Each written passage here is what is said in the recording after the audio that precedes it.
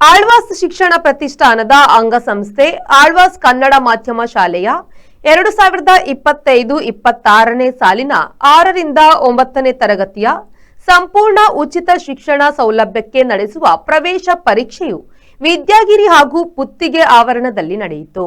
ರಾಜ್ಯಾದ್ಯಂತ 32 ಶೈಕ್ಷಣಿಕ ಜಿಲ್ಲೆಗಳು ಸೇರಿದಂತೆ ಗಡಿಭಾಗದ ಜಿಲ್ಲೆಯಾದ ಕಾಸರಗೋಡು ಹಾಗೂ ಮಹಾರಾಷ್ಟ್ರದ ಗಡಿ ಜಿಲ್ಲೆಗಳಿಂದ 20,134 ವಿದ್ಯಾರ್ಥಿಗಳು ಆನ್ಲೈನ್ ಮೂಲಕ ಪ್ರವೇಶ ಬಯಸಿ ಅರ್ಜಿ ಸಲ್ಲಿಸಿದರು.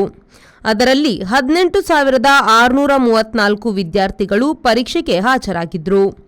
35,000ಕ್ಕೂ ಅಧಿಕ ಸಂಖ್ಯೆಯಲ್ಲಿ ವಿದ್ಯಾರ್ಥಿಗಳು ಹಾಗೂ ಪೋಷಕರು ಆಗಮಿಸಿದ್ದರೂ ಬಹಳ ಅಚ್ಚುಕಟ್ಟಿನ ವ್ಯವಸ್ಥೆಯೊಂದಿಗೆ ಪರೀಕ್ಷೆ ನಡೆಯಿತು.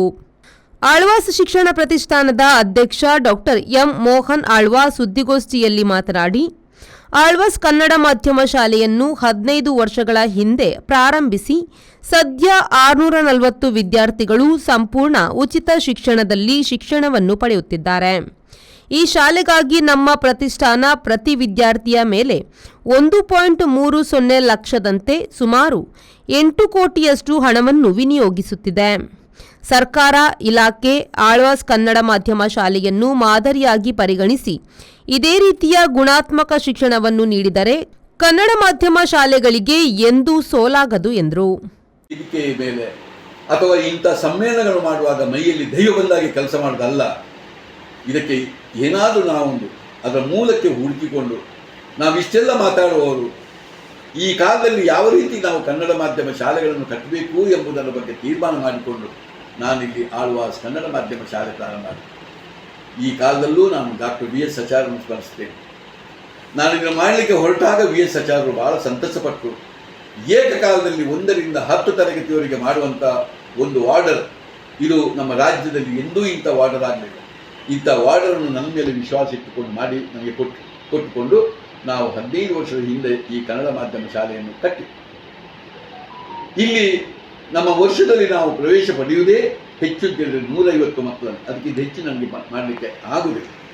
ಹೀಗೆ ಪಡೆದಾಗಲೂ ನಮ್ಮ ವಿದ್ಯಾಸಂಸ್ಥೆಯಲ್ಲಿ 600 ಮಕ್ಕಳು ಸಂಪೂರ್ಣ ಉಚಿತ ಶಿಕ್ಷಣದ ಅಡಿಯಲ್ಲಿ ಇವತ್ತು ನಮ್ಮ ಅಡಿಯಲ್ಲಿ ಇದ್ದಾರೆ. ಇದು ಸಾಧಾರಣ 8 ಕೋಟಿ ಬಜೆಟ್. ಇದನ್ನೇ ಸರ್ಕಾರಕ್ಕೆ ಆದರೆ ಕೇವಲ ರನ್ ಮಾಡಬೇಕಾದ್ರೆ ಅವರು ಒಂದು ವಿದ್ಯಾರ್ಥಿ ಮೇಲೆ 2 ಲಕ್ಷದ ಹಾಗೆ ಅವರಿಗೆ 12 ಕೋಟಿ ರೂಪಾಯಿ ಬೇಕಾಗುವುದು. ಆಮೇಲೆ ಇಡೀ ವಿದ್ಯಾಸಂಸ್ಥೆಯ ಅಂಥದ್ದನ್ನು ಕಟ್ಟಬೇಕಾದ್ರೆ ಅವರೊಂದು 24 ಕೋಟಿ ಬಜೆಟನ್ನು ಇಟ್ಕೊಂಡು ಇವತ್ತು ಮಾಡುವುದು. ವಾರ್ಷಿಕವಾಗಿ ಇನ್ನು ಬಜೆಟ್ ಅವರಿಗೆ ಬೇರೆ ಪ್ರತಿ ವರ್ಷ ಉಂಟು.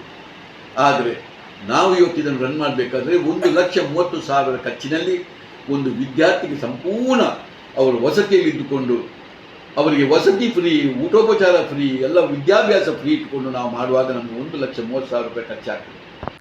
Premashree V4 news Moodbidri. Thank you. Ajanta Business Center provides comfortable space where work gets done with more ease.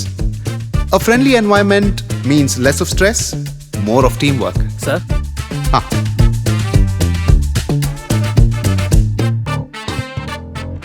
Every detail at Ajanta is thoughtfully managed, making our work much easier and more enjoyable. When employees work in harmony, it creates an environment where everyone thrives, allowing us to achieve the best of work with maximum effectiveness. Invest in workspaces managed by Vortex. Invest smart. Invest in Mangaluru.